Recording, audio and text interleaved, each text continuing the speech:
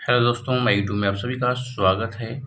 आज की वीडियो में जो है कि हम लोग बिहार स्टेट का सेट नंबर 1 देखेंगे। ठीक है दोस्तों, ये जो है कि सामाजिक विज्ञान यानी इसमें आपको इतिहास, भूगोल, राजनीतिक शास्त्र और अर्थशास्त्र के सवाल मिलेंगे। ये कक्षा 9वीं से 10वीं के लिए शिक्षक के लिए है। ठीक है दोस्तों, तो बिना आप ये स्टेट निकाले हुए आप शिक्षक नहीं बन सकते हैं। तो चलिए हम इसके सवालों को देखेंगे। ठीक है दोस्तों, और बारी बारी से इसमें 100 आपको क्वेश्चन मिलेंगे। ठीक है, तो चलिए प्रश्न की शुरुआत करते हैं।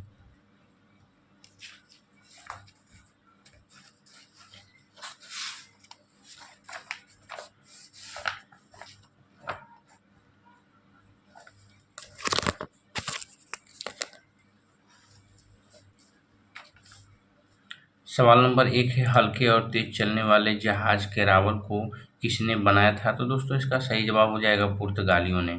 ठीक है, यहाँ पे डिक्लेरेशन की बात करें तो पुर्तगालियों ने एक नई किस्म के हल्के और तेज चाल से चलने वाले जहाज यानी जहाज कैरावल का निर्माण किया था। ठीक है, चलिए नेक्स्ट है, भारत में ईस्ट इंडिया कंपनी की स्थापना कब हुई? तो दोस्तों 1600 में हुआ था, ये तो आपको पता ही है।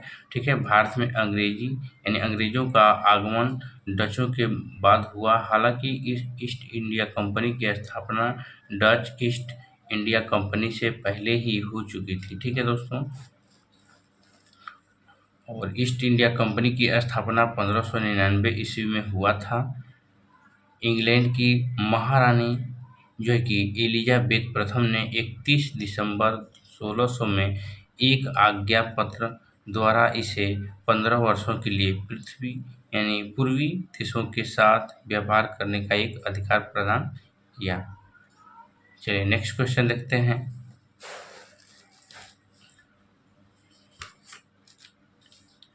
उत्तम अंश उत्तम आशा अंतरिक्ष की खोज किसने की थी? तो दोस्तों इसका सही जवाब हो जाएगा बार्थोलोम्यू डियाज ने। ठीक है, उत्तम आशा अंतरिक्ष केप ऑफ गुड होप की खोज वर्ष 1400 जो है कि 88 में बार्थोलोम्यू डियाज यानी पुर्तगाल ने किया था। पुर्तगाली इस मार्ग से होते हुए भारत पहुंचे थे। भारत उस समय यूरोप में मसालों का महत्वपूर्ण स्रोत था। ठीक है, चलिए नेक्स्ट क्वेश्चन देखते हैं। सर्वप्रथम कॉमन सेंस की रचना किसने की थी? ठीक है दोस्तों, सर्वप्रथम कॉमन सेंस की रचना किसने की थी? तो दोस्तों इसका सही जवाब हो जाएगा थॉमस पेन ने। ठीक है, सर्वप्रथम कॉमन सेंस की रचना जो है कि थॉमस पेन ने की थी। थॉमस पेन इंग्लैंड का एक राजनीतिक कार्यकर्ता, दार्शनिक और राजनीतिक सिद्धांतकार था। उसने कॉमन सेंस और अमेरिकन क्राइसिस नामक पुस्तक की भी रचना की थी। ठीक है, इसके विचार मानव अधिकारों के प्रबुद्धता युग के आदर्शों को दर्शाते हैं। इसके विचारों ने जो कि अमेरिकी क्रांति को भी प्रभावित किया है। अगला सवाल है, अमेरिका स्वतंत्रता संग्राम की सबसे महत्वपूर्ण उपलब्धि क्या थी? तो दोस्तों इसका जो राइट आंसर हो जाएगा जो है कि यानी गणतंत्रात्मक व्यवस्था का पहला प्रयोग, इसका राइट आंसर हो जाएगा ऑप्शन नंबर डी हो जाएगा। ठीक है, इसकी डिक्लेरेशन की बात करें तो दोस्तों अमेरिकी स्वतंत्रता संग्राम की सबसे महत्वपूर्ण उपलब्धि गणतंत्रात्मक व्यवस्था का पहला प्रयोग था। अमेरिकी स्वतंत्रता संग्राम 1776 में हुआ था तथा इसने अमेरिका के मूलभूत राजनीतिक ढांचे को ही बदल दिया और अमेरिका एक गणराज्य घोषित हुआ तथा अमेरिका में विश्व की प्रथम गणतंत्रात्मक व्यवस्था स्थापित हुई। नेक्स्ट क्वेश्चन है, इंग्लैंड की गौरवपूर्ण क्रांति कब हुई? दोस्तों इंग्लैंड की जो गौरवपूर्ण क्रांति है वो 1688 में हुआ था। ठीक है, इंग्लैंड की गौरवपूर्ण क्रांति 1688 में हुई थी। गौरवपूर्ण क्रांति को रंग जो है कि रक्तहीन क्रांति के नाम से भी जाना जाता है क्योंकि यह शांतिपूर्ण संपन्न हुई थी। इंग्लैंड का राजा बदला, इंग्लैंड की जो है कि शासन व्यवस्था बदली, पर कहीं खून का एक कतरा भी नहीं गिरा। इंग्लैंड के जो है कि राजा जेम्स द्वितीय द्वारा संसदीय संप्रभुता को चुनौती देने के लिए फलस्वरूप इंग्लैंड में 1688 की क्रांति हुई। नेक्स्ट क्वेश्चन है, जनजातियों की सर्वाधिक आबादी कहाँ है? तो दोस्तों जनजातियों की जो सर्वाधिक आबादी है वो है अफ्रीका में, ठीक है। अफ्रीका में जनजातियों की सर्वाधिक आबादी है। अफ्रीका को जनजातीय महाद्वीप के रूप में भी जाना जाता है। अफ्रीका की कुछ प्रमुख जनजातियां कंजर, डोगोन, जो है कि योरूबा, जो है कि बगेगा, ये सब इत्यादि हैं। नेक्स्ट क्वेश्चन है, जो है कि पहला संस्थाली जिसने अंग्रेजों पर हथियार उठाया था, ठीक है, वो आपको बताना है। तो दोस्तों इसका सही जवाब हो जाएगा तिलका मांझी। पहला संथाली जिसने अंग्रेजों पर हथियार उठाया था उनका नाम है तिलका मांझी। जो है कि तिलका मांझी का जन्म 1750 में हुआ था। तिलका मांझी, ठीक है। तिलका मांझी जो है कि तिलका मांझी संथालों के लिए अंग्रेज से लड़ाई लड़ने में कभी पीछे नहीं हटे। संथाल जनजातियों के लोग राजमहल की पहाड़ी के जंगलों में जीवन यापन करते थे और जब अंग्रेज ने उसे हस्तगत करना चाहा तो तिलका मांझी ने नेतृत्व में विद्रोह किया, ठीक है। इसके नेतृत्व में क्या किया? विद्रोह किया। नेक्स्ट क्वेश्चन है, चुआर विद्रोह कब हुआ था? चुआर विद्रोह कब हुआ था दोस्तों? तो ये जो है कि 1771 में हुआ था। चुआर विद्रोह की शुरुआत 1771 में जो है कि हुई थी। सन 1774 में जो है कि घल के राजा जगन्नाथ धल के नेतृत्व में चुआरों जो है कि बारगोड़ा और नरसिंहगढ़ के सभी तथा हल्दी पोखर के 2 गांवों को आग के हवाले कर दिया। सन 1782 से सन 1784 में मंगल सिंह ने अपने जो है कि सहयोगियों के साथ मिलकर इस विद्रोह का नेतृत्व किया था। अतः इस विद्रोह को अंग्रेजों ने दबा दिया। बस्तर आंदोलन में किसकी भूमिका प्रमुख थी? तो दोस्तों इसका सही जवाब हो जाएगा गुन्नाधुर, यानी आज़ादी के जो है कि गुमनाम नायकों में से एक रहे बस्तर के जो है कि गुन्नाधुर ने 1910 ईस्वी में आदिवासियों की धरती को बचाने के लिए अंग्रेजों के विरुद्ध जो है कि भूमिकाल आंदोलन का नेतृत्व किया और अंग्रेजों द्वारा तमाम छल बल अपनाने के बावजूद वे कभी अपने पकड़े नहीं गए। इस आंदोलन की नींव जो है कि इस आंदोलन की नींव 1891 में पड़ी जब अंग्रेजों ने बस्तर के तत्कालीन राजा के चाचा को जो है कि दीवान पद से हटा दिया। नेक्स्ट क्वेश्चन है, जो है कि कोल विद्रोह कब हुआ? तो दोस्तों कोल विद्रोह जो है कि 1831 से 1832 के बीच में हुआ था, ठीक है। कोल विद्रोह जो है कि 1831 से 1832 के बीच बीच में हुआ था, जिसका नेतृत्व बुद्ध भगत ने किया था। कोल विद्रोह की विशेषता यह थी कि कोल आदिवासी अकेले नहीं लड़ते थे, बल्कि उनके साथ हौस, ठीक है, उरांव और मुंडा जैसे अन्य आदिवासी भी लड़ते थे। कोल विद्रोह ईस्ट इंडिया कंपनी द्वारा शुरू किया गया और जो है कि शोषण का ही एक प्रतिफल था। नेक्स्ट क्वेश्चन है, इनमें से कौन कोल विद्रोह में शामिल था, यह आपको बताना है। तो रानी शिरोमणि, चुन्नामन राय या बुद्धू भगत या वैरो। तो दोस्तों इसका सही जवाब हो जाएगा बुद्धू भगत, ठीक है। कोल विद्रोह का नेतृत्व बुद्धू भगत ने किया था। यह विद्रोह 1831 से 1832 में हुआ था। यह विद्रोह कंपनी द्वारा शुरू किया गया था। शोषण की प्रक्रिया का परिणाम थी अंग्रेजों के खिलाफ हुए आदिवासी विद्रोह में यह सबसे सशक्त विद्रोह था। हालांकि आधुनिक उपकरणों से जो है कि लैस अंग्रेजों ने इस विद्रोह को अनंत दबा दिया, ठीक है, अंततः दबा दिया। चलिए नेक्स्ट क्वेश्चन है, खाली स्थान को ध्यान के रूप में भी जाना जाता है, किसे ध्यान रूप में जाना जाता था? दोस्तों इसका सही जवाब हो जाएगा चावल, सही बात है। चावल धान के रूप में भी जाना जाता है। चावल उष्ण कटिबंधीय और जो कि उपोष्ण कटिबंधीय प्रदेश का मुख्य आहार है। चावल के लिए उच्च तापमान, अधिक आर्द्रता एवं वर्षा की आवश्यकता होती है। चावल फसल के लिए जो है कि चीका युक्त जलोढ़ मृदा सर्वाधिक उपयुक्त मानी जाती है। ठीक है, नेक्स्ट क्वेश्चन है, निम्नलिखित में से कौन सा देश चावल का प्रमुख उत्पादक देश है, ये आपको बताना है दोस्तों। तो इसका सही जवाब हो जाएगा चीन।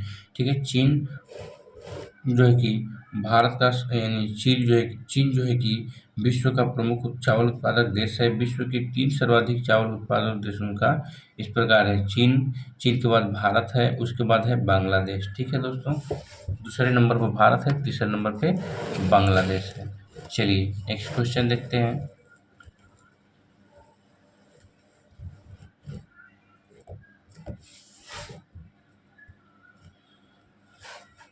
भारत में कुल फसल उत्पादन क्षेत्र का कितना प्रतिशत जो है कि तिलहन से जो कि आच्छादित होता है? तो दोस्तों इसका सही जवाब हो जाएगा जो है कि आप यहाँ बिल्कुल देख सकते हैं, भारत में कुल फसल का उत्पादन 22.34% क्षेत्र, यानी यहाँ इस ऑप्शन तो नहीं दिया है, तिलहन के अंतर्गत आता है। भारत में तिलहन का सर्वाधिक उत्पादन राजस्थान, मध्य प्रदेश एवं गुजरात में किया जाता है।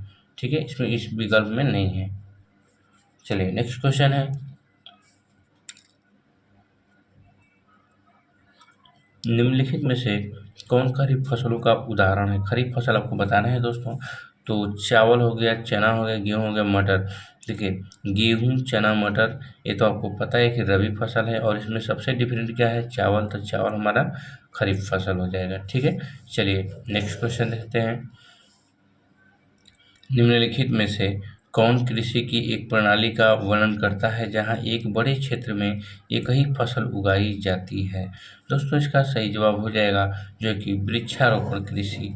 वृक्षारोपण कृषि की बात करें तो वृक्षारोपण कृषि जो है कि एक प्रणाली का वर्णन करता है जहां एक बड़े क्षेत्र में कई फसल उगाई जाती है। इसके लिए आधुनिक मशीनरी, ठीक है, और निश्चित रूप से कर्मियों के लिए पूंजी की आवश्यकता होती है। इसके अंतर्गत कपास, चाय, कॉफ़ी, केला इत्यादि की कृषि की जाती है। इस प्रकार की कृषि में उष्णकटिबंधीय और उपोष्णकटिबंधीय क्षेत्रों में की जाती है। नेक्स्ट क्वेश्चन है, निम्नलिखित में से कौन सी फाइबर फसल है? आपको बताना है दोस्तों, निम्नलिखित में से कौन सी फाइबर फसल है? रबड़, जूट, टमाटर, कॉफ़ी। इसमें ऑप्शन इसका राइट आंसर हो जाएगा जो है कि जूट। जूट फाइबर फसल है। जूट को जो है कि सुनहरा रेशा कहा जाता है। जूट की फसल बाढ़ में यानी बाढ़ के दौरान मैदान में जल जो है कि जल निकास वाले जो कि उर्वरक मिट्टी में भी उगाई जाती है। यह फसल उष्णकटिबंधीय क्षेत्र में उगाई जाती है। नेक्स्ट क्वेश्चन है, लीग ऑफ नेशंस की कमजोरियों के बारे में निम्नलिखित में से कौन सा सत्य है? ठीक है, आपको बताना है दोस्तों। तो इसका सही जवाब हो जाएगा आर्थिक प्रतिबंध लगाने में लीग के जो है कि अक्षमता ने इसे पंगु बना दिया। ठीक है, ऑप्शन नंबर ए हो जाएगा। यानी वहीं बात करें आर्थिक प्रतिबंध लगाने में लीग की अध्यक्षता ने इसे पंगु बना दिया। लीग ऑफ नेशंस की कमजोरियों के बारे में सत्य है। यूएनओ को किस वर्ष नोबेल शांति पुरस्कार से सम्मानित किया गया? तो इसका सही जवाब है 2001 में। ठीक है, यूएनओ को 2001 में नोबेल शांति पुरस्कार से सम्मानित किया गया था। नेक्स्ट क्वेश्चन है, संयुक्त राष्ट्र यानी संयुक्त राष्ट्र की कितनी आधिकारिक भाषाएं हैं? तो दोस्तों इसका सही जवाब हो जाएगा 6। ठीक है, चलिए नेक्स्ट क्वेश्चन देखते हैं। राष्ट्र संघ के चार्टर सदस्य कितने राष्ट्र थे? यानी राष्ट्र संघ के चार्टर सदस्य कितने राष्ट्र थे? तो दोस्तों इसका सही जवाब हो जाएगा 42। ठीक है, वहीं इसकी डिक्लेरेशन की बात करें तो राष्ट्र संघ में चार्टर सदस्यों की संख्या 42 थी। प्रथम विश्व युद्ध के बाद विश्व शांति की स्थापना के लिए राष्ट्र संघ की स्थापना की गई। पेरिस शांति सम्मेलन में राष्ट्र संघ के संविधान को तैयार करने का जो कि कार्य विलियमसन की अध्यक्षता में जो है कि 19 प्रतिनिधियों की एक समिति को सौंपा गया था। ठीक है, इसमें 10 जनवरी 1920 को राष्ट्रीय संघ का संविधान यानी संविधान लागू कर दिया गया। नेक्स्ट क्वेश्चन देखते हैं, सवाल नंबर 23 है, ऊपरी सिलेसिया जर्मनी और पोल्स दोनों द्वारा आबादी वाला क्षेत्र था। राष्ट्रसंघ ने जर्मनी और पोलैंड के बीच जो कि अपर सिलेसिया के मुद्दे का समाधान कैसे किया? दोस्तों ऑप्शंस इस प्रकार हैं, तो इसका सही जवाब हो जाएगा क्षेत्र को विभाजित करके। ठीक है, ऊपरी सिलेसिया जर्मनी और पोल्स दोनों आबादी वाला क्षेत्र था। राष्ट्रसंघ ने जर्मनी और पोलैंड के बीच अपर सिलेसिया के मुद्दे पर समाधान क्षेत्र को विभाजित कर दिया। राष्ट्रसंघ ने अपने 20 वर्ष के कार्यकाल में जो कार्य किए वे ऐतिहासिक महत्व थे। ठीक है, राष्ट्रसंघ के माध्यम से लोग यह समझ सके कि बिना युद्ध की शांति स्थापित किया जा सकता है। चलिए नेक्स्ट क्वेश्चन है, रोलेन कानून किस वर्ष पारित किया गया था? तो दोस्तों रोलेन कानून जो है कि 1919 में पारित किया गया था। ठीक है, रोलेन जो है कि कानून 1919 ईस्वी में पारित किया गया था। भारत में क्रांतिकारियों के प्रभाव को समाप्त करने के लिए ब्रिटिश सरकार ने 1917 में जो है कि सर सिडनी रॉलेट की अध्यक्षता में यह कमेटी की नियुक्ति की। यह कमेटी यह जांच करने के लिए नियुक्त की गई थी कि भारत में किस स्तर तक क्रांतिकारी आंदोलन संबंधी षड्यंत्र फैले हुए हैं। ठीक है, चलिए नेक्स्ट क्वेश्चन है, जालियांवाला बाग हत्याकांड की जांच के लिए सरकार ने किस समिति का गठन किया गया था? बहुत इंपॉर्टेंट सवाल है दोस्तों। तो हंटर समिति का जो है कि नियुक्त किया गया था, हंटर समिति। इसको आप अच्छे से याद कर लीजिएगा। नेक्स्ट क्वेश्चन है, तो आप यहाँ बिल्कुल देख सकते हैं जालियांवाला बाग हत्याकांड की जांच के लिए सरकार ने हंटर कमेटी का जो है कि गठन किया था। इसका गठन जो है कि 1919 में जो कि लॉर्ड हंटर की अध्यक्षता में की गई थी। इस समिति में 8 सदस्य थे, जिसमें 5 अंग्रेज और 3 भारतीय थे। इस कमेटी ने मार्च 1920 में अपनी रिपोर्ट प्रस्तुत की। जो है कि कांग्रेस ने भी इसकी जांच के लिए मदन मोहन मालवीय की अध्यक्षता में एक समिति गठित की। चलिए नेक्स्ट है, all India trade union Congress का गठन कब और किसकी अध्यक्षता में किया गया था? तो दोस्तों ये जो है कि 31 अक्टूबर 1920 लाला लाजपत राय के अध्यक्षता में किया गया था। चलिए नेक्स्ट क्वेश्चन देखते हैं, औद्योगिक क्रांति का अर्थ क्या है? दोस्तों औद्योगिक क्रांति का अर्थ क्या है? तो उत्पादन प्रणाली में परिवर्तन लाना, ये आपका राइट आंसर हो जाएगा। औद्योगिक क्रांति का अर्थ उत्पादन प्रणाली में परिवर्तन है। यह 18वीं शताब्दी के उत्तरार्ध तथा 19वीं शताब्दी के पूर्वार्ध में कुछ यूरोपीय देशों के औद्योगिक उत्पादन प्रणाली में परिवर्तन आया। औद्योगिक क्रांति जो है का प्रारंभ तो ब्रिटेन से हुआ था, किंतु यह शीघ्र ही यूरोप में फैल गया। विकसित जो है कि प्रौद्योगिकी का प्रयोग जो है कि इस औद्योगिक क्रांति का आधार रहा है। नेक्स्ट क्वेश्चन है, चार्ल्स डिकेंस द्वारा रचित उपन्यास, ठीक है, डॉम्बी एट सन कब प्रकाशित हुआ था? दोस्तों तो ये जो है कि 1848 में प्रकाशित हुआ था। चार्ल्स डिकेंस द्वारा रचित उपन्यास डॉम्बी एंड सन अप्रैल 1848 में प्रकाशित हुआ था। यह उपन्यास एक शिपिंग फर्म के मालिक के भाग्य का वर्णन करता है, जो अपने नक्शे कदम पर चलने वाले बेटे की कमी से निराश है। शुरुआत में उसने अपनी जो है कि बेटी के प्यार को अस्वीकार कर दिया और अंततः अपनी मृत्यु से पहले उसके साथ मेल मिलाप कर लिया। ठीक है, पटना का पुराना नाम क्या था? दोस्तों ये आपको बताना है। पटना का पुराना नाम क्या है? पाटलिपुत्र, कुसुमपुर, जो है कि अजमाबाद या उपर्युक्त तीन है। तो दोस्तों इसका आंसर तो आपको साफ पता ही होगा। तो दोस्तों आपको पता ही होगा कि पटना का पुराना नाम क्या है? पाटलिपुत्र है। ठीक है, चलिए नेक्स्ट क्वेश्चन देखते हैं, भारत में पहली बार कब और कहाँ जो है कि धुआं निरोधक कानून पारित किया गया था? तो दोस्तों इसका सही जवाब हो जाएगा 1863 ईस्वी में और कोलकाता में किया गया था। ठीक है, चलिए नेक्स्ट क्वेश्चन देखते हैं, प्रथम विश्व युद्ध की समाप्ति के बाद किसके द्वारा यूरोप की अर्थव्यवस्था को पुनर्जीवित करने का प्रयास किया गया?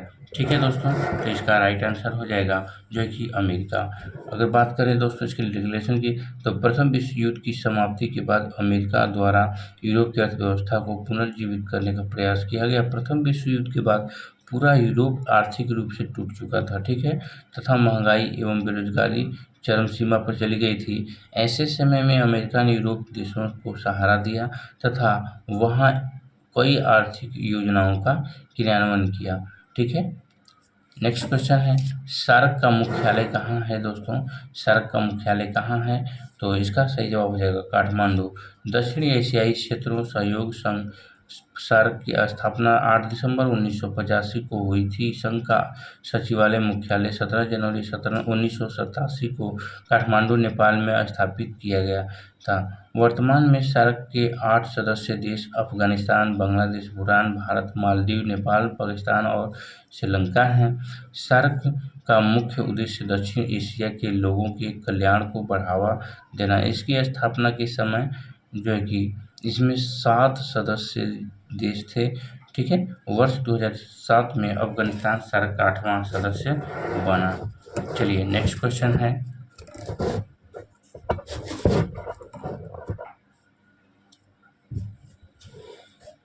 मुद्रण की तकनीकी सबसे पहले कौन से 3 देशों में आई थी? दोस्तों इसका सही जवाब हो जाएगा चीन, जापान, अमेरिका, ठीक है। चलिए नेक्स्ट क्वेश्चन है,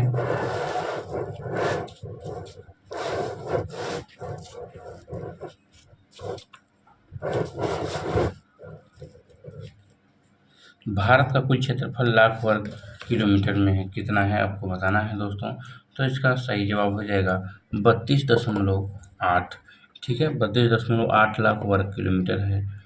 नेक्स्ट क्वेश्चन की बात करें, मैकमोहन रेखा भारत को किस देश से अलग करती है दोस्तों?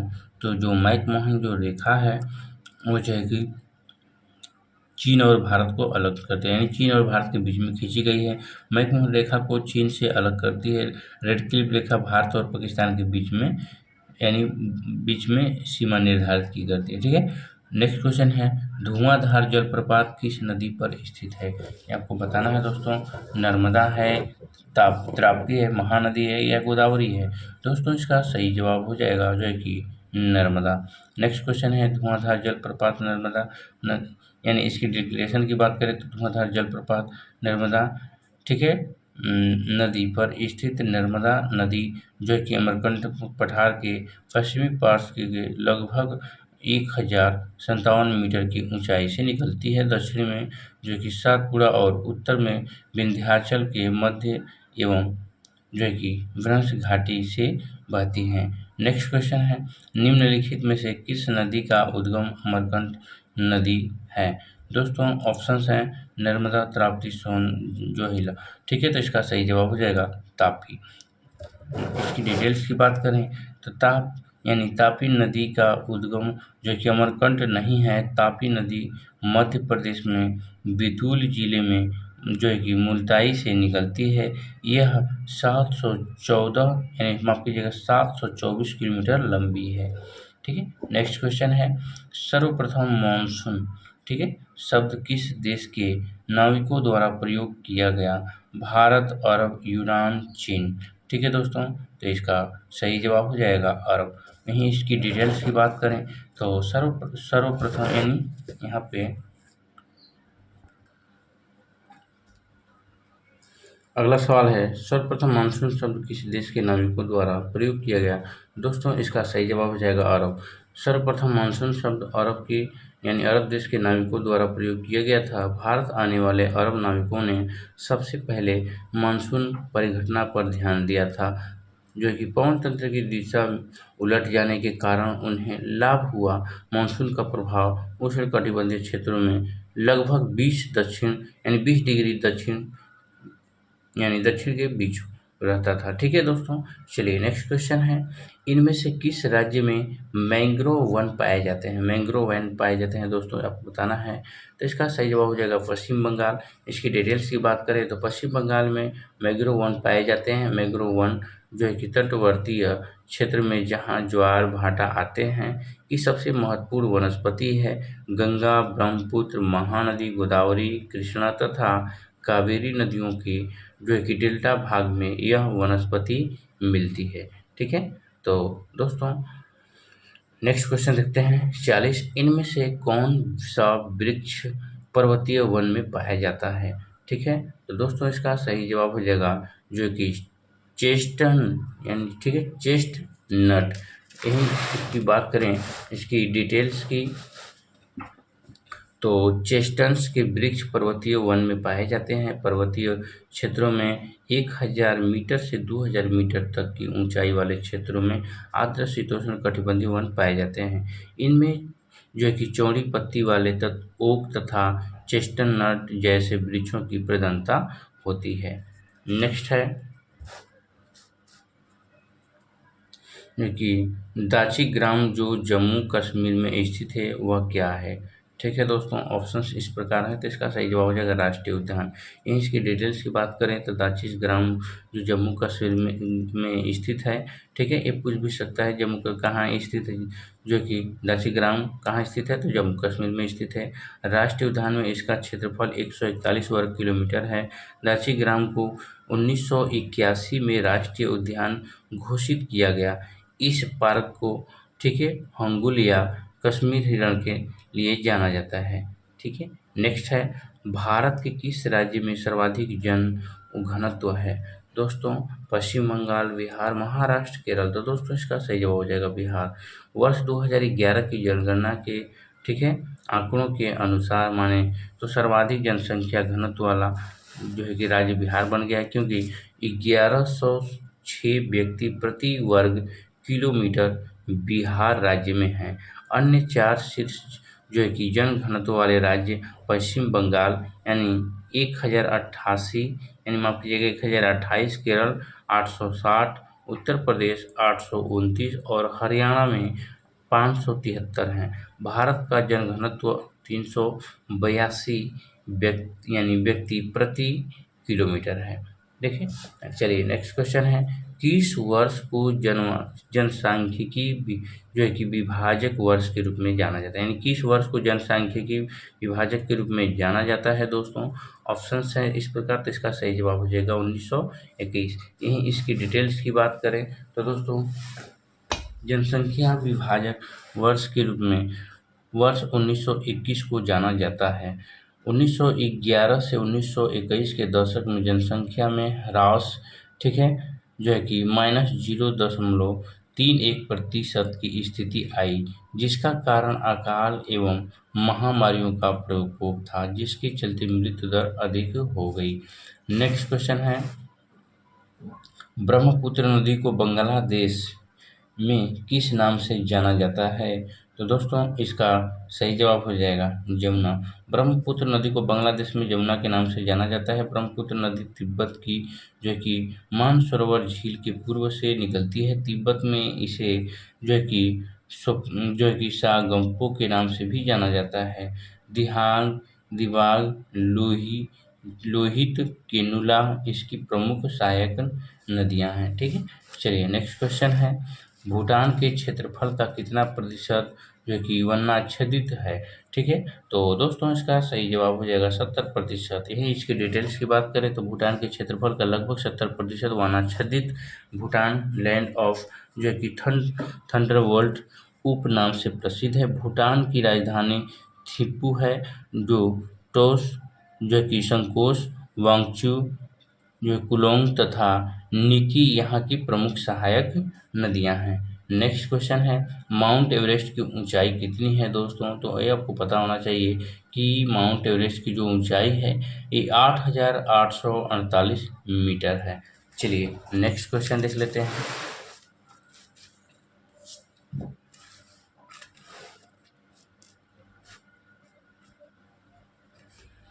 भूटान की अर्थव्यवस्था किस पर आधारित है। दोस्तों तो भूटान की जो अर्थव्यवस्था है वो पर्यटन पर आधारित है। ठीक है, वहीं इसकी डिटेल्स की बात करें तो भूटान की अर्थव्यवस्था पर्यटन पर आधारित है।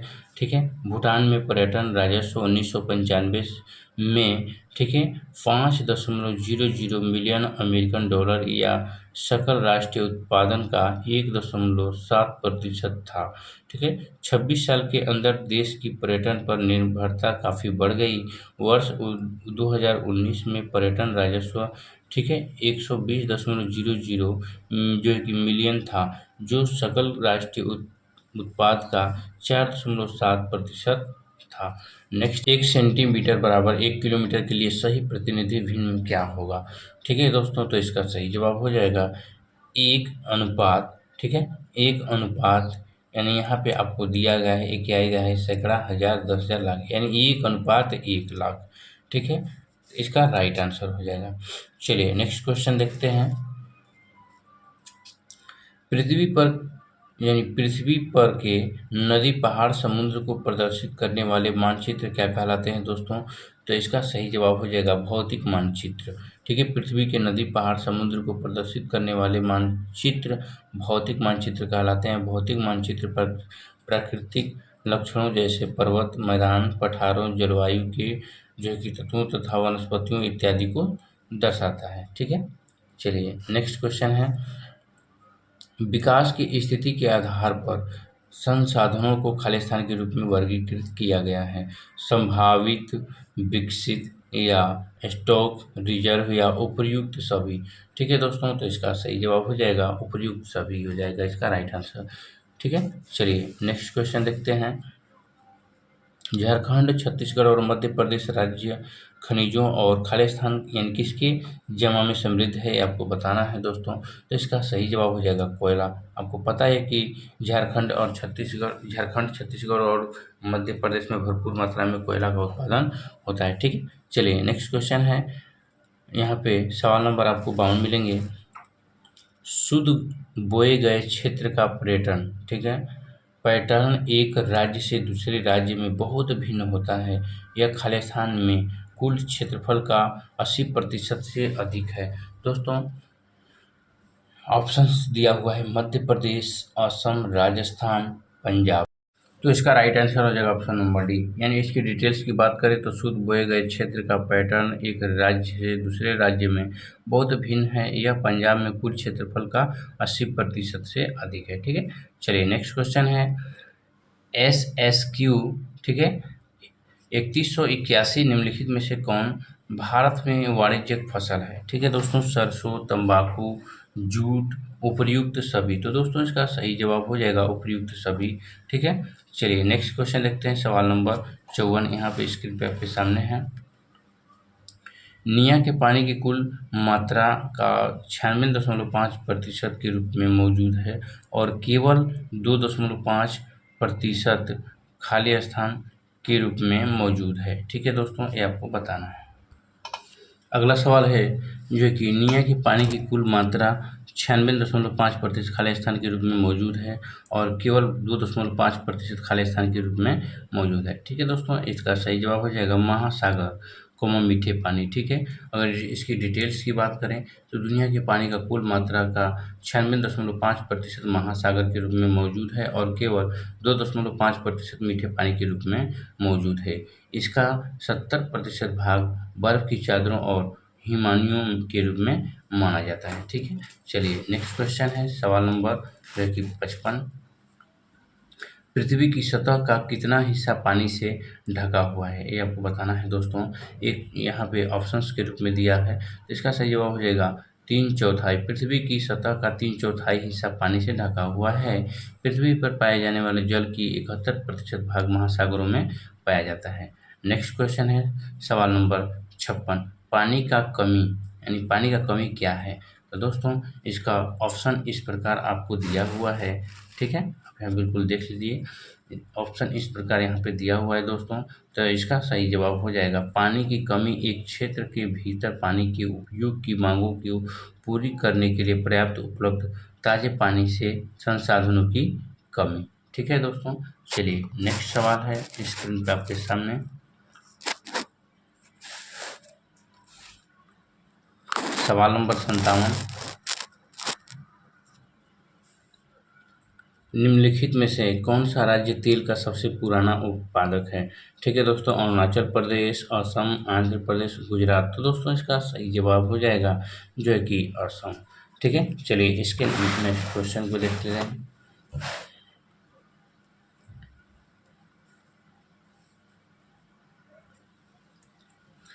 अगला सवाल है बालाघाट खाने यानी खानों में निम्नलिखित में से किस खनिज का खनन किया जाता है? मैग्नीज, एल्युमिनियम, कॉपर, चूना पत्थर। दोस्तों इसका राइट आंसर हो जाएगा, ठीक है, ऑप्शन नंबर ए यानी मैग्नीज। नेक्स्ट क्वेश्चन है, अगर इसकी डिटेल्स की बात करें तो बालाघाट की खानों में मैग्नीज का उत्पादन किया जाता है। मैग्नीज निक्षेप लगभग सभी जो है कि भूगर्भीय संरचनाओं में पाया जाता है। हालांकि मुख्य रूप से यह जो है कि धारावार क्रम से संबंध है। मध्य प्रदेश जो है कि मध्य प्रदेश में मैग्नीज की पट्टी बालाघाट, छिंदवाड़ा, निमाड़, मंडाला और जो है कि झाबुआ जिलों तक विस्तृत है। ठीक है दोस्तों, चलिए नेक्स्ट क्वेश्चन है, इनमें कौन सा जीव जो केवल भारत में ही पाया जाता है, उसका नाम बताइए। तो दोस्तों इसका सही जवाब हो जाएगा जो है कि गंगा डॉल्फिन। गंगा डॉल्फिन ऐसा जीव है जो केवल भारत में ही पाया जाता है। ठीक है, चलिए नेक्स्ट क्वेश्चन है, चिपको आंदोलन के प्रणेता कौन थे दोस्तों।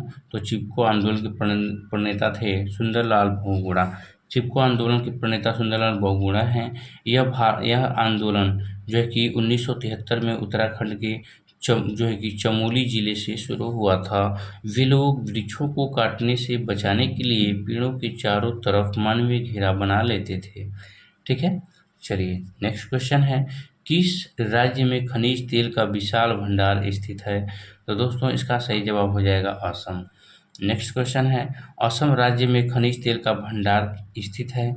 ठीक है, असम में डिगबोई, जो है कि नाहरकटिया तथा हगरीजन जो है कि मुराज महत्वपूर्ण तेल क्षेत्र हैं। गुजरात के प्रमुख तेल क्षेत्र जो है कि अंकलेश्वर, कल्लूज, जो है कि मेहसाणा तथा जो है कि लुनेज हैं। ठीक है, चलिए नेक्स्ट क्वेश्चन है, स्क्रीन पे आपके सामने सवाल नंबर 62।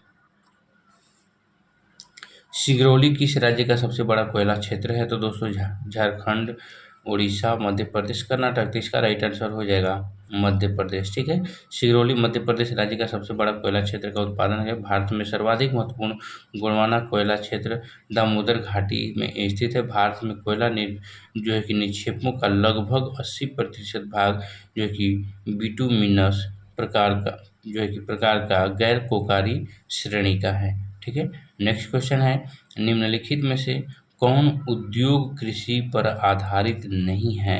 तो दोस्तों इसका सही जवाब हो जाएगा जो है कि सीमेंट।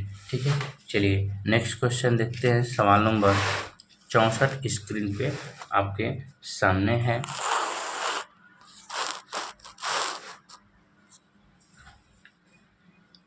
इनमें से कौन उपभोक्ता उद्योग है। ठीक है दोस्तों, तो इसका सही जवाब हो जाएगा चीनी उद्योग। ठीक है, चीनी उद्योग उपभोक्ता उद्योग है।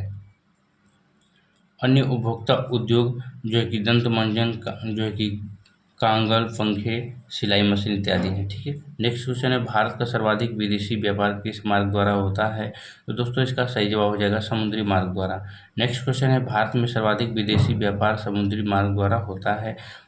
यानी इसकी डिटेल्स की बात करें तो भारत में सर्वाधिक विदेशी व्यापार समुद्री मार्ग द्वारा होता है। भारत की, ठीक है, यानी 7,516.6 किलोमीटर लंबी समुद्री तट रेखा के साथ 12 प्रमुख तथा 200 जो है कि मध्यम व छोटे पतन हैं। ये पतन देश का 95% विदेशी व्यापार का संचालित करते हैं। नेक्स्ट है, भारत को कुल कितने डाक क्षेत्रों में बांटा गया है। तो इसका सही जवाब हो जाएगा जो है कि 9। ठीक है, भारत को कुल 9 डाक क्षेत्रों में बांटा गया है।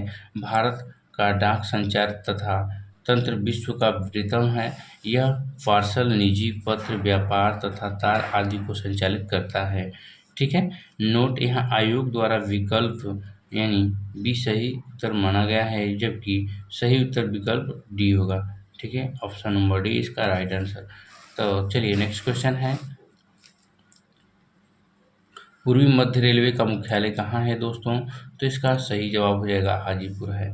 ठीक है, चलिए नेक्स्ट क्वेश्चन है, विश्व में सबसे अधिक वर्षा किस स्थान पर होती है। तो दोस्तों इसका सही जवाब हो जाएगा मासिन ड्राव। नेक्स्ट क्वेश्चन की बात करें तो यहाँ पे हो जाएगा बिहार का सुख किस नदी को कहा जाता है दोस्तों। तो इसका सही जवाब हो जाएगा कोसी नदी। Option number B will be correct answer. Next question है, स्क्रीन पे आपके सामने सवाल नंबर 70।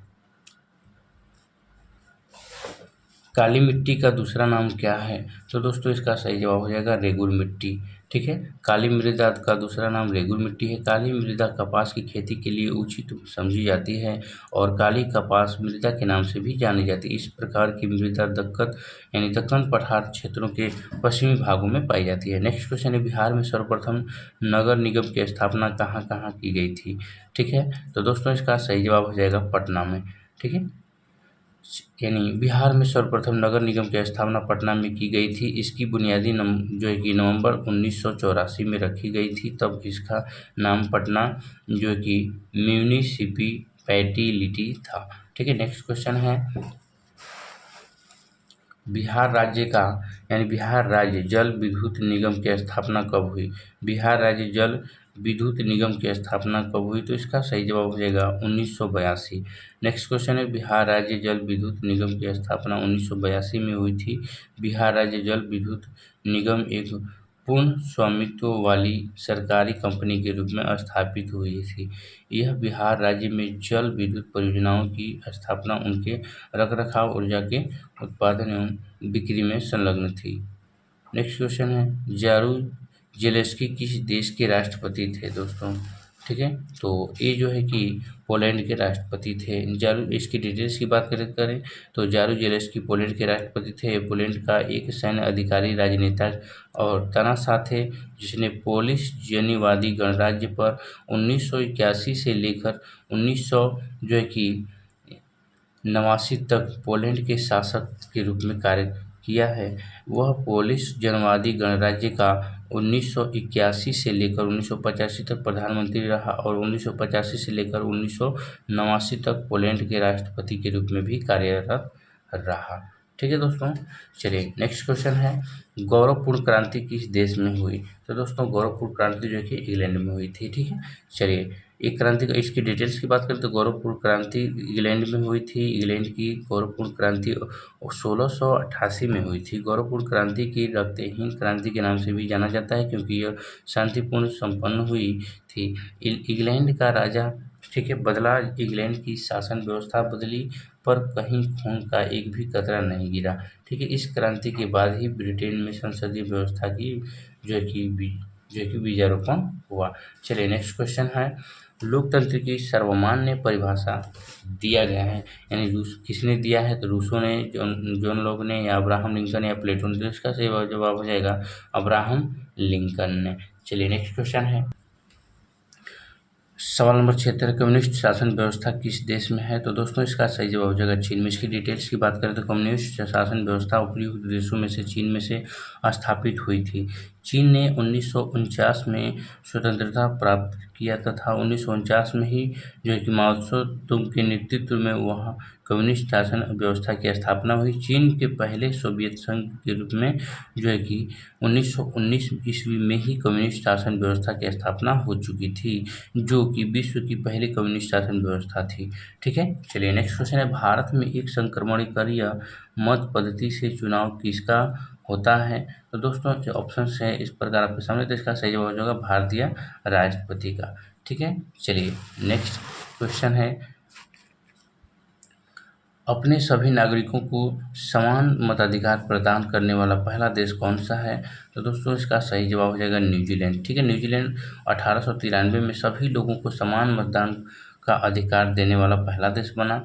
आयोग ने इस प्रश्न का उत्तर चीन माना है, जो कि गलत है। ठीक है दोस्तों, इसका सही जवाब हो जाएगा New Zealand, option number B. Next question है, भारतीय संविधान में मौलिक अधिकार किस देश के लिए लिए गए हैं? यानी भारतीय संविधान में मौलिक अधिकार किस देश से लिया गया है? तो दोस्तों इसका सही जवाब हो जाएगा अमेरिका। ठीक है, इसकी डिटेल्स की बात करें तो जो है कि भारतीय संविधान में मौलिक अधिकार अमेरिका के संविधान से लिया गया। संविधान के भाग 3 में अनुच्छेद 12 से 35 तक मूल अधिकारों का विवरण है। संविधान के भाग 3 को भारत का मैग्ना कार्टा की संज्ञा दी गई है, जो सर्वथा उचित है। ठीक है, मूल रूप से संविधान में 7 मूल अधिकार प्रदान किए गए थे, जो कि समता का अधिकार, स्वतंत्रता का अधिकार, शोषण के विरुद्ध अधिकार। ठीक है दोस्तों,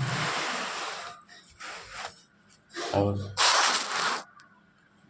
धर्म की स्वतंत्रता का अधिकार, संस्कृति एवं शिक्षा संबंधी अधिकार, संपत्ति का अधिकार, संवैधानिक उपचारों का अधिकार। ठीक है दोस्तों, चलिए नेक्स्ट क्वेश्चन देखते हैं, सवाल नंबर 80। राज्यसभा का सभापति कौन होता है दोस्तों? तो इसका सही जवाब हो जाएगा उपराष्ट्रपति। ठीक है, इसकी डिटेल्स की बात करें तो राज्यसभा का पीठासीन अधिकारी सभापति कहलाता है। देश का उपराष्ट्रपति इसका पदेन स्थापित होता है। चलिए ठीक है, तो इसका उपराष्ट्रपति आंसर हो जाएगा। नेक्स्ट क्वेश्चन है, किसी सदस्य की मृत्यु या इस्तीफा के बाद होने वाले चुनाव को क्या कहते हैं दोस्तों? तो इसका सही जवाब हो जाएगा उपचुनाव। ठीक है, नेक्स्ट क्वेश्चन है, मतदान करने की कम से कम उम्र क्या होनी चाहिए? ठीक है दोस्तों, मतदान करने की उम्र कम से कम क्या होनी चाहिए आपको बताना है, तो इसका सही जवाब हो जाएगा 18 वर्ष। ठीक है, मतदान करने की यानी इसकी डिटेल्स की बात करें तो मतदान करने की उम्र कम से कम 18 वर्ष होना चाहिए। हालांकि 1988 से पहले मतदान की आयु 21 वर्ष थी और 61वें संविधान संशोधन अधिनियम के द्वारा लोकसभा के साथ साथ विधानसभाओं के चुनाव में भी वोट डालने की उम्र जो है कि 21 वर्ष हटा करके 18 वर्ष कर दी गई है।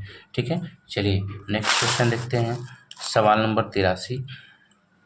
सर्वाधिक लोकप्रिय चुनाव आयुक्त थे? तो दोस्तों ऑप्शंस इस प्रकार आपके सामने, तो इसका सही जवाब हो जाएगा टी.एन. शेषन। ठीक है, इसकी डिटेल्स की बात करें तो टी.एन. शेषन सर्वाधिक लोकप्रिय चुनाव आयुक्त थे। वे भारत के 10वें मुख्य चुनाव आयुक्त थे। वे 12 दिसंबर 1990 से 11 दिसंबर 1996 तक इस पद पर रहे।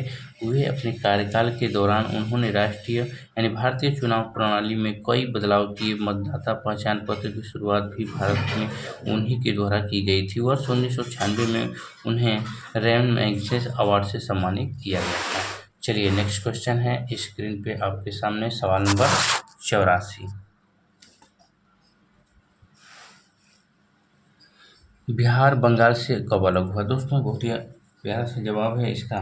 तो दोस्तों 12 दिसंबर 1911 को दिल्ली दरबार में सम्राट ने बिहार और उड़ीसा को मिलाकर नया प्रांत बिहार बनाने का आदेश दिया और बंगाल को अलग प्रांत घोषित किया। तो 1 अप्रैल 1912 को बिहार प्रांत का विविध उद्घाटन ठीक है किया गया। 1936 में उड़ीसा को बिहार से अलग किया गया था, न कि बिहार बंगाल से अलग हुआ। ठीक है दोस्तों, चलिए तो इसका राइट आंसर हो जाएगा यानी ऑप्शन नंबर सी 1936। चलिए नेक्स्ट क्वेश्चन है स्क्रीन पे आपके सामने, सवाल नंबर जो कि 85। भारत में आपातकाल सर्वप्रथम कब लागू हुआ? तो दोस्तों इसका सही जवाब हो जाएगा 1962। यानी इसकी डिटेल्स की बात करें तो भारत चीन युद्ध के दौरान 26 अक्टूबर 1962 को भारत में पहला राष्ट्रीय आपातकाल घोषित किया गया था। यह दोनों देशों के बीच उनकी विवादित सीमा को लेकर संघर्ष था। चीनी सेना ने भारत पर जो है कि पूर्ण पैमानों पर आक्रमण किया, जिसने भारतीय सेना और सरकार को जो है कि आश्चर्यचकित कर दिया। भारत सरकार ने संघर्ष के जवाब में ठीक है राष्ट्रीय आपातकाल की स्थिति घोषित की।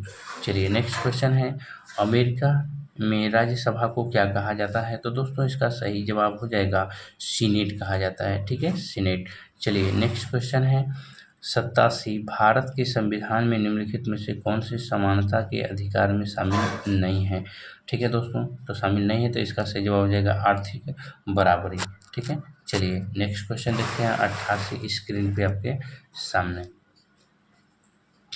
प्राथमिक शिक्षण के मौलिक अधिकार को संविधान में जो है कि कब जगह दी गई? तो दोस्तों इसका सही जवाब हो जाएगा 2002 यानी 86वें संविधान संशोधन 2002 के द्वारा प्रारंभिक शिक्षा को मूल अधिकार बनाया गया।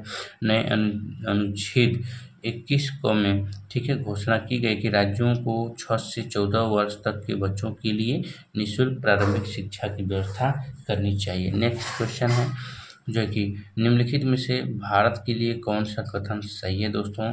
तो इसका राइट आंसर हो जाएगा यह धर्मनिरपेक्ष का सिद्धांत है। ठीक है, भारत इसके डिटेल्स की बात करें ठीक है तो भारत में धर्मनिरपेक्षता के सिद्धांत को जो है कि अपनाया गया है। भारतीय संविधान में धर्मनिरपेक्षता की सभी अवधारणाएं विद्यमान हैं, अर्थात हमारे देश में सभी धर्म समान हैं और उन्हें सरकार का जो है कि समान समर्थन प्राप्त है।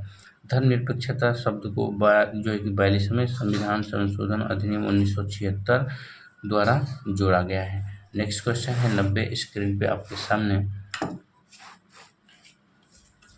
जब हम लैंगिक विभाजन की बात करते हैं तब हमारा अभिप्राय होता है। तो दोस्तों इसका सही जवाब हो जाएगा समाज में स्त्रियों और पुरुषों को दी गई असमान जो है कि भूमिकाएँ। ठीक है? चलिए नेक्स्ट क्वेश्चन है सवाल नंबर 91। इनमें से कौन लोकतंत्र को मजबूती प्रदान नहीं करता है? तो दोस्तों इसका सही जवाब हो जाएगा विविधताओं में सामंजस्य का अभाव और संघर्ष। ठीक है? चलिए नेक्स्ट क्वेश्चन है 92 स्क्रीन पे आपके सामने। राज्यसभा का सभापति कौन होता है दोस्तों? तो इसका सही जवाब हो जाएगा उपराष्ट्रपति। इसकी डिटेल्स की बात करें तो राज्यसभा का पीठासीन अधिकारी सभापति कहलाता है। देश का उपराष्ट्रपति इसका पद सभापित होता है। ठीक है? जब उपराष्ट्रपति राष्ट्रपति के रूप में काम करता है तो वह राज्यसभा के सभापति के रूप में काम नहीं करता। ठीक है? राज्यसभा के सभापति को तभी पद से हटाया जा सकता है जब उसे उपराष्ट्रपति पद से हटा दिया जाता है। ठीक है? भारत का राष्ट्रपति अपना त्यागपत्र किसे देता है दोस्तों? तो इसका सही जवाब हो जाएगा उपराष्ट्रपति को। ठीक है?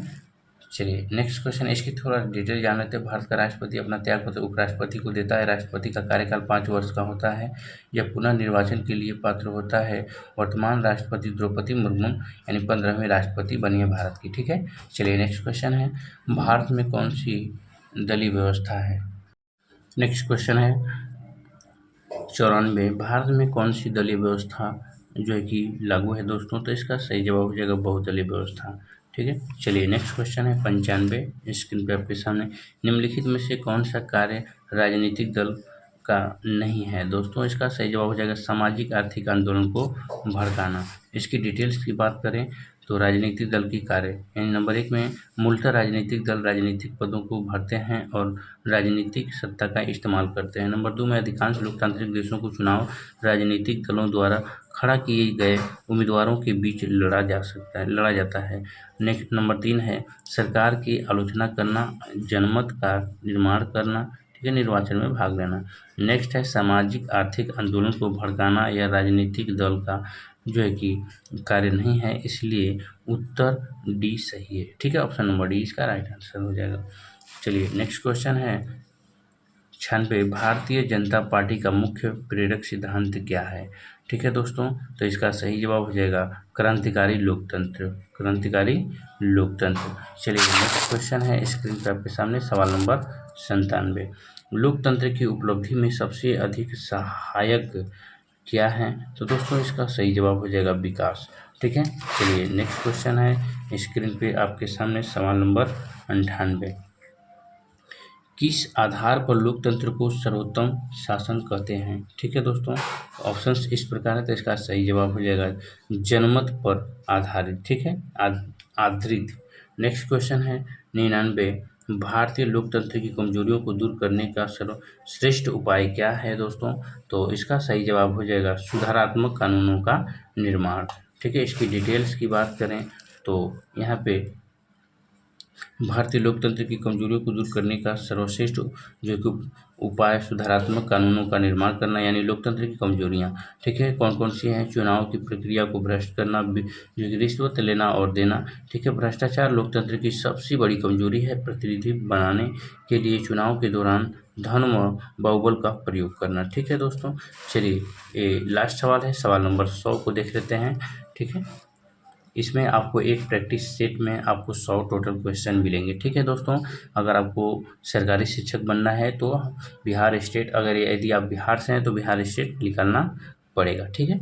तो नेक्स्ट आज का आखिरी सवाल है दोस्तों। नेक्स्ट है भारत में निष्पक्ष निर्वाचन की प्रक्रिया के संचालन का दायित्व किस पद पर है? ठीक है दोस्तों, यानी किस पर है? तो दोस्तों इसका सही जवाब हो जाएगा जो है कि यानी निर्वाचन आयोग। यानी यहाँ डिटेल्स की बात करें तो भारत में निष्पक्ष निर्वाचन की प्रक्रिया का संचालन जो है कि भारत का निर्वाचन आयोग करता है। भारत के निर्वाचन आयोग की स्थापना 25 जनवरी 1950 को हुआ था। भाग 15 अनुच्छेद 324 से 329 तक चुनाव आयोग से संबंधित है। ठीक है? चुनाव आयोग का कार्यकाल 6 वर्षों या 65 वर्ष दोनों में से जो पहले हो। ठीक है दोस्तों, वर्तमान में मुख्य चुनाव आयुक्त अभी जो है कि भारत में वर्तमान में मुख्य चुनाव के आयुक्त कौन है? राजीव कुमार जी हैं। ठीक है दोस्तों, तो आज के वीडियो में मैंने जो है कि Bihar state practice set number 1 करा दिया। ठीक है दोस्तों, ये जितने भी थे सब के सब प्रीवियस सेट क्वेश्चन थे। ठीक है, तो यदि आपको टीचर बनना है दोस्तों, सरकारी टीचर बनना है, तो वीडियो को पूरा पूरा वॉच करें। ठीक है, और बिल्कुल ध्यान से देखें। मिलते हैं नेक्स्ट वीडियो में।